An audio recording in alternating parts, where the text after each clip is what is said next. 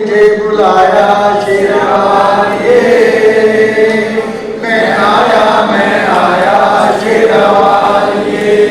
आप सभी साथियों को नवरात्रि के पावन पर्व जो आने वाला है 19 मार्च से, उसकी मैं हार्दिक बधाई देता हूँ।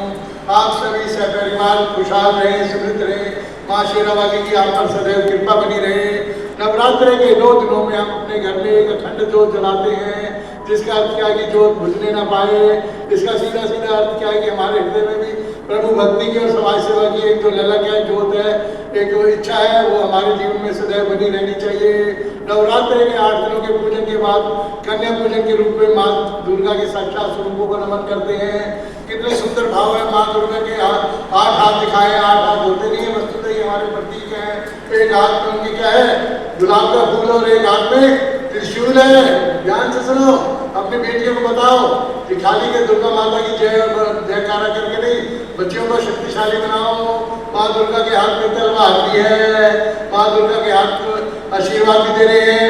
यानी जीवन में शक्तिशाली बनो। नारी हमेशा करोड़ों में होती है, लेकिन माँ दुर्गा का स्वरूप क्या बताता है कि जब भी आवश्यकता पड़ती है, अपनी शक्ति का संचार करके असुरों का संहार करने की भी शक्ति वो रखती है। अपनी बेटियों को समाज से संस्कार भी दो, लेकिन साथ साथ में बहादुर भी बनाओ। ये उद्देश्य है हमारे नवरात्रि के पावन त्योहार का। अभी कल एक सुंदर से कार्यक्रम में एक महात्मा बात कर रहे थे, मैं आपके साथ साझा करना चाहूँगा। अब कहते हैं नंगे नंगे पैर अकबर आया। क्या हुआ? अकबर तो एक मुगल सम्राट था जिसने हजारों लोगों का धर्म परिवर्तन कराया था, जिसके हरम में 500 हिंदू महिलाएं रहती थी, पूरा विलासी और दुष्ट था।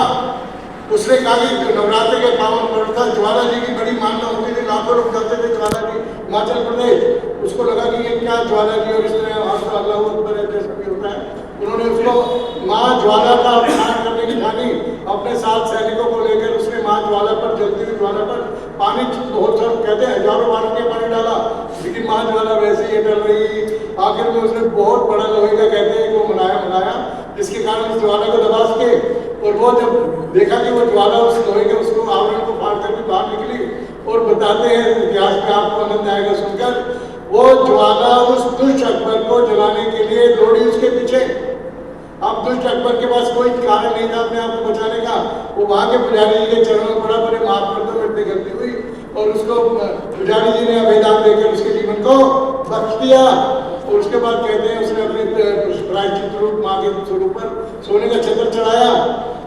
इसी बात में एक दूसरी बात बड़ी सुंदर बताई उस महात्मा ने, आपने ध्यान से सुना। यही नवरात्रों के दिन थे पाकिस्तान के लाहौर में, जिस समय हिंदुस्तान का पाकिस्तान नहीं बना था, वर्तमान में जो लाहौर पाकिस्तान में, वहाँ की घटना यही नवरात्रों के दिन थे। लोग बड़े उल्लास से अपने माँ दुर्गा के उत्सव का आनंद ले रहे थे। एक नवयुवक नौजवान बच्चा 14 वर्ष का, जिसका चेहरा मैंने ऊपर रातों की तरह बिल्कुल 14 वर्ष तक चेहरे पर एक चमक, माँ दुर्गा की भक्ति, वो माँ दुर्गा के नवरात्रि बड़ी श्रद्धा से रखता था। उसने नवरात्रि रखे अपना थोड़ा सा 1-2 फल रख के अपने टिफिन में, दोपहर मदरसों में शिक्षा होती थी उन दिनों।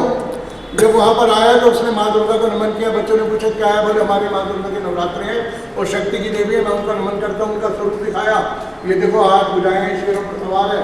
मुसलमान बच्चों ने उसका अपमान किया, गालियाँ दी, उससे चित्र लेकर वो पार्टी नीचे फेंक दिया। हकीकत राय बहुत संयमी और सदाचारी थे। उन्होंने क्या कहा, यदि मैं यही बात आपके धर्म के लिए कहूँ तो आपको क्या लगेगा? लेकिन वो दुष्ट थे बालक, उन्होंने जाके मौलवी को शिकायत की, हमारे धर्म का अपमान कर रहा है। उन दिनों बिल्कुल कट्टरता चलती थी। मौलवी ने कहा कि बच्चे को सूली पर चढ़ा दिया जाए, इससे हमारे धर्म का अपमान किया है। लेकिन ऐसी कोई भी बात नहीं है। आप इतिहास में आप बार देखिए, मेरे देखिए, प्राय किसी भी तरह का किसी को कोई अपमान नहीं किया। अब आप ध्यान से सुने मेरी बात, जो महात्मा ने कही था, मैं आपके साथ साझा करना चाहूँगा। उस शहर के काजी ने उनके सामने ऑप्शन रखा, पूरे लाहौर में कोई भी मुसलमान परिवार कह दे कि इस हकीकत राय की सूली को बख्श दो, इसकी फांसी की सजा माफ कर दो, तो मैं माफ करने को तैयार हूँ। फिर हकीकत राय अपने परिवार का इकलौता बेटा था। उनके माता पिता बहुत बड़े वहाँ के एक प्रतिष्ठित व्यापारी थे। वो माता पिता अपने बच्चे की जान की रक्षा के लिए हजारों मुस्लिम परिवारों में गए। आप कह दो हमारे साथ आकर कि हम इसकी जान को बख्श दें, आप वो बख्श देंगे। ध्यान से सुनना, एक भी मुस्लिम परिवार ने वीर हकीकत राय को बचाने की बात नहीं की। 14 वर्ष का वो नवयुवक नवरात्रि के दिनों में वो नौजवान धर्म के लिए बलिदान हो गया। अपने बच्चों को बताओ कि कायर नहीं बनना, हमने संगठित रहना है। अगर हम अकेले अकेले रहेंगे तो मारे जाएंगे। ध्यान देना, हमेशा बलि किसकी दी जाती है? बकरी की या कमजोर पशु की या भेड़ की? सिंह की बलि दी जाती है क्या कभी?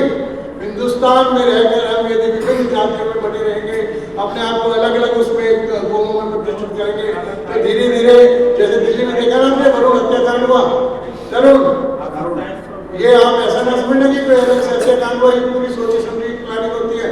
देखते हैं कि हिंदू कितना जगह है, वो एक घटना के माध्यम से देखते हैं। हमने इसको बड़ी बेदर्दी से 40 लोगों ने पीट पीट कर मारा है, इसके विरोध में हिंदू पूरे देश में कितना आक्रोश आता है, वो इसको चेक करते हैं पूरे वर्ल्ड में, उनकी पूरी एक वैल्यू है सिस्टम। उसके बाद इधर ही कुछ ज़्यादा प्रतिक्रिया नहीं, 2-3 दिन बोले, कुछ वो मिसालें जलाई, उसके बाद खत्म। यानी आपको क्या करना होगा? हर समय संगठित रहना होगा, वरना अगला तरुण हमारे परिवार का बच्चा भी हो सकता है। संगठित रहे, मजबूत रहे और माँ शेरावाली की रहे, शक्तिशाली बने। बोले शेरावाली माता